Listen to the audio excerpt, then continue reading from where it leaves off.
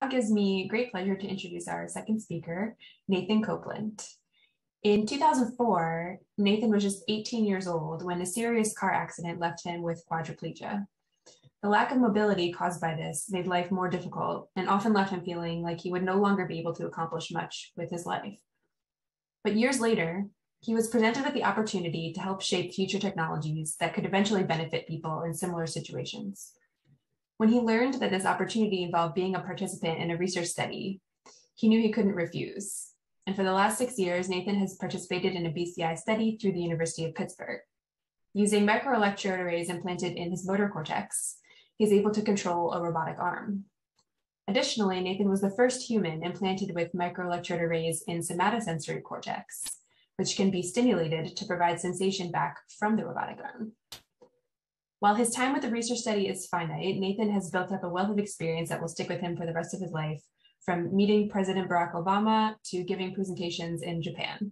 And he hopes to continue sharing this story and insights into using implanted BCI with the world. Please join me in welcoming Nathan Copeland to the stage. Hi, everybody. Thank you for having me.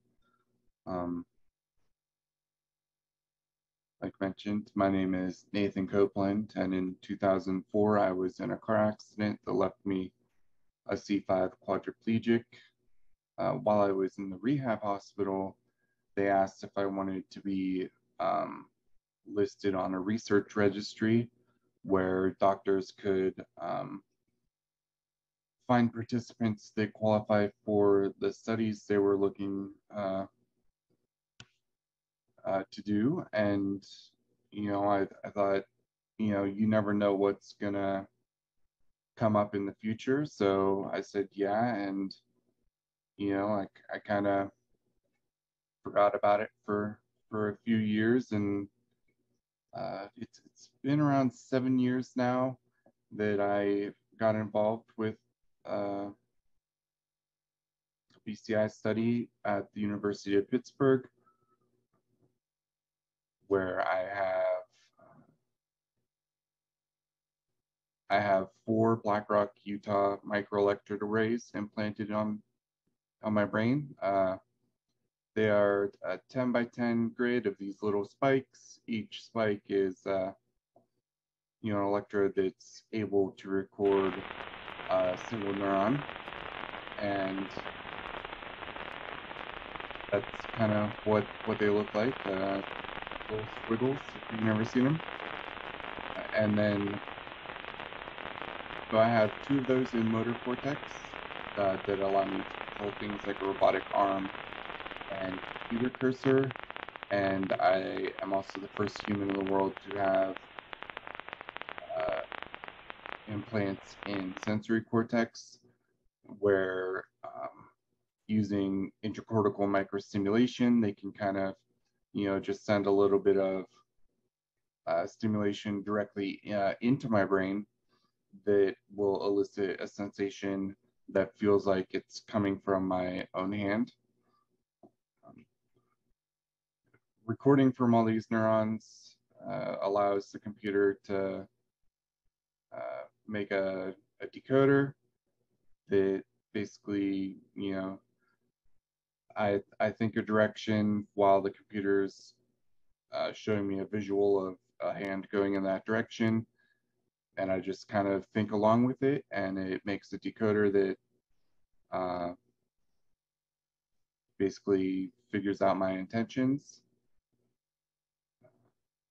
And then this kind of control is what we are able to accomplish. But one of the biggest questions that I always get asked is, where do I feel sensations and what do they feel like? And before I actually started the study, I'd been told by more than a few researchers that they were really looking forward to what I had to say, since only monkeys had this kind of stuff implanted before, and they're not very good at talking or letting you know these things. So this picture is a representation of where the sensory electrodes are implanted in relation to the central sulcus brain, and then each of these colored squares is one of the electrodes, and on the hand is a corresponding area that I feel a sensation when they stimulate on that electrode. And so you see most of the sensations I feel are at the base of my fingers, and then I do get some that are my index knuckle. And then the real can of worm questions is, what does it feel like?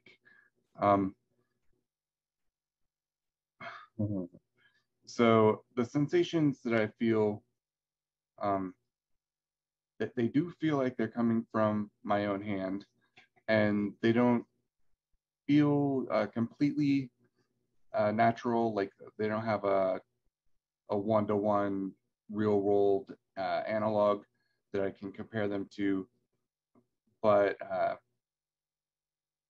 usually it's a pressure or tingle. There's some that feel warm, some feel like tapping, and so where on my hand the sensation feels like is electrode dependent, but by changing some of the stimulation parameters, like changing from 100 hertz to 20 hertz, can change the sensation that I feel.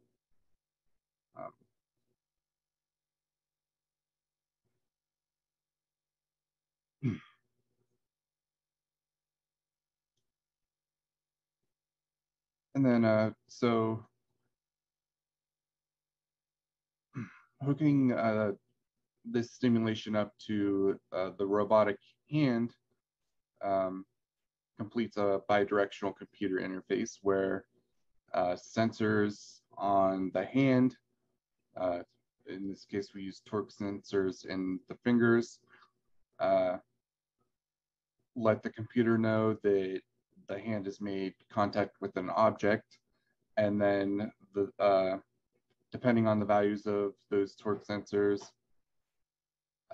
the computer will send stimulation to an electrode that we'd already determined felt like the corresponding finger that was being touched on the robotic hand, and that basically let me feel like I was touching the object. And like I said before, while those sensations weren't completely comparable to a real world sensation, like if a ball, it didn't really feel exactly the same, but just getting any feedback to go along with my visual feedback, we found really helped improve my performance of tasks where I was picking an object up and placing it on a box. And basically this is a video showing the fastest time that I've completed these objects with and without stimulation.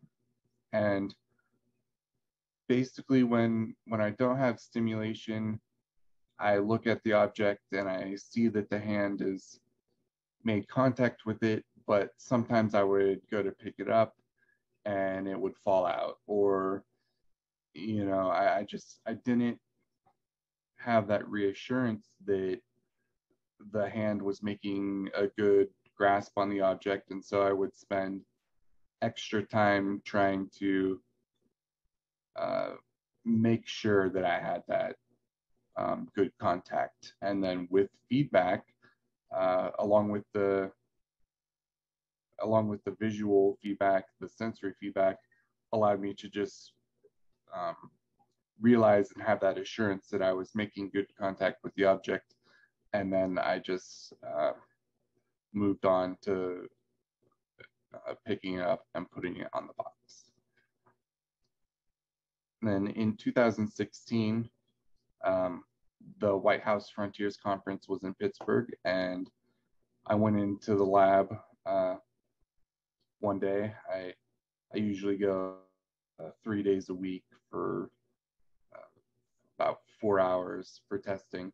But I just went in on this random day, and they asked if I wanted to meet the president. I said, yeah, like I couldn't imagine why I would say no. And so a few months later, I got to meet President Obama and shake his hand with a robot and fist bump it. And for a long time, I thought that was the best thing I ever got to do with the robotic arm for quality study.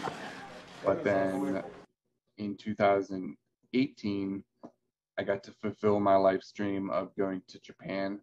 Everyone knew I really wanted to do that. I've always been into anime and sci-fi, and that's actually, one of the reasons I'm so interested in the BCI study. I just thought it was, really cool. And there was a conference in Japan, and I got to use it as basically an excuse to get to go to Japan for 2 weeks. And I did a presentation there, and I did a presentation at a couple universities, and that has now been the coolest thing I've ever done involving BCI. One of the things I wanted to do since the beginning was play video games with BCI. It was something I was always interested in before my accident, and after 5 years of asking, I was finally able to play Final Fantasy XIV with my implants, and we made a video of it. And last time I checked, there was like 230,000 views or something of this on my YouTube channel that I put it on. And I wasn't that great at playing with it, but it was just pretty awesome to get to play it. And hello, everyone. Sorry, we're having a moment of technical difficulty. We're going to try to get Nathan back here. Again? Yes. Okay. Okay, so I got to play a video game. That was pretty cool. Okay, so my implant, the set of implants was actually done on May 4th, Star Wars Day. So a few years ago, everyone in the lab are I just came in that day, and someone had brought lightsabers. I still am not clear who that was, but we just decided that this was probably the best way to celebrate. I also really like this video because the arm that I'm using in this video is actually the second robotic arm I've gone to use, and that's the Luke arm by DECA. The black one from before was the modular prosthetic limb made by APL. Let's see. This is just showing some control using that arm. This is one of the objects in that same ARAT test that I showed before. This is actually the hardest thing. Those marbles are meant to represent water, and water and robots, dumping and splashing all over the place is not the best idea. So we went with marbles. And so besides those two arms, I've actually Probably. I think I have a good chance that I can say no one has controlled more things using a BCI than I have. The top left here is a bare arm. I've used a Princilia hand. I've actually got to use Gloria exoskeleton glove. I used that for a while, and I got to eat a taco with that. Now, currently, I'm using the KUKA LBR assembly robot. This picture has the right-hand robotics ReFlex tactile gripper, but just recently I've gotten to use a different hand on it that is an anatomical hand. This is actually my favorite robot that I've been able to control, specifically because it is not anatomical. All the extra joints allow it to work within the workspace a lot easier without limitations like the other arms that are mounted at the shoulder do, just because you know it's being an actual arm, it's limited in the direction and way that it can move within the workspace. This picture is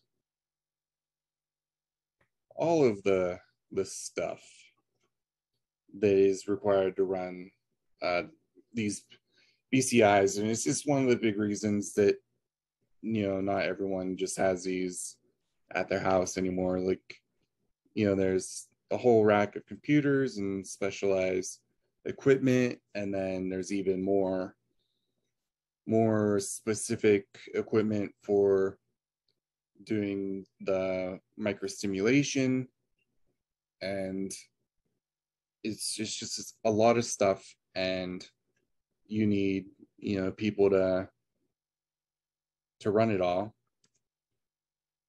And then a few years ago, I started using this portable tablet version that basically condenses all that other stuff into a box and a medical grade tablet. It uses these Seraplex E's, which are now Neuroplex, instead of the big patient cables. Those just screw onto the pedestals, and you can use it's a micro HDMI cable. And while the tablet is, I'm usually generous when I just say not powerful. It's really limited, CPU wise and that kind of stuff of what it can do. But basically, I can use it to control, to make a cursor decoder that I can use to either emulate a mouse or keyboard presses, which at home lets me do things like play video games, which I really like doing. I have some of these on my YouTube channel, and one day I hope to put some more out and maybe stream playing, or just someone somehow gets me a PS5, maybe control one of those with my brain. But so the tablet can actually connect over the network to my desktop computer, which right now is not doing too well. But then that allows me to control the cursor and keyboard on that computer, which can run much more demanding games and programs. So the other thing I really like to do with this system at home is draw, using basic painting programs. This is, of course, my favorite meal at Taco Bell, cheesy gordita crunch and a Baja Blast. And And then just here's some of my other art that I've drawn. I'm really hoping to soon expand on the art that I'm doing, and we're trying to get together like a gallery and stuff where it can be shown and maybe toured around. And this is my masterpiece so far of making a calico cat. Okay, so technical and engineering challenges with these BCIs still. Wired connections, that's something that is already getting phased out. There's a number of new devices that are wireless, but right now for things like stimulation, like I think you still need to be hooked up to some specialized equipment with wires. Getting all of that equipment down into a reasonable size box, especially if you want to consider it to be portable, is an issue that's still being worked on. The personnel that is needed to run these, I have the tablet at home, and I can run that independently, which is a touchpad, because everything's pretty simple. But if you were going to have a robotic arm somewhere, like attached to your chair or in your house, it might be more complicated right now than someone could do independently. Decoder retraining. Every day that I use the system, I need to retrain a decoder because signals in your brain kind of shift, and what I think was moving to the right one day might be down and to the right the next day. So then if you try to use that decoder from another day, things are just off. They don't work. They're not stable for a long-term use. Robot reliability, that's always my number one disappointment with BCI is robots break, and then it's something that you couldn't deal with on your own if one of these systems was at your house or being used independently. There's also no that I know of current robot arms or devices like that are even developed that could work in a house. Like that KUKA is huge, and it would just never work in my house, and I could not use it attached to my chair to open doors when I'm going around or anything like that. So here's social media. I got my email is bcicandobetter@gmail. If you ever have any questions or want me to speak somewhere, you can just shoot me an email. I do have a collection of these videos on my YouTube under a playlist called My Cyborg Adventure. I'm on LinkedIn and Twitter. Sorry for the crashes and then the now rushing, but yeah, thanks for sticking around and listening to me ramble on. Just one of the things that I still want to get across is when I joined this study, I knew it wasn't going to have direct benefits to me. It's not designed to restore any of my function or sensation, but I did it really to help push the science forward. So, future generations that have accidents like mine, or illnesses that leave them feeling like they won't be able to accomplish anything, or pursue the things they loved to do, like games or painting or whatever that is. I just want to help get that all that science moving forward, so that those generations kind of don't have to go through that period of despair or depression, and they can just kind of have some options.